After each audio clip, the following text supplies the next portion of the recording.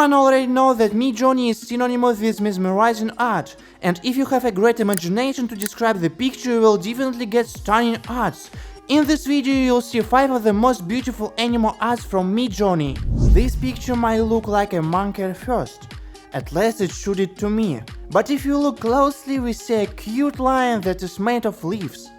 Or maybe he's just hiding in them. What is that? It looks like an orange frog. Only after a few moments I realized it was a tiger. It seems to have mushroom roots growing instead of a lower jaw, and instead of a forehead it has a slice of sliced melon. Are you sure there's nothing wrong with me? I have 2 weaknesses: crows and owls.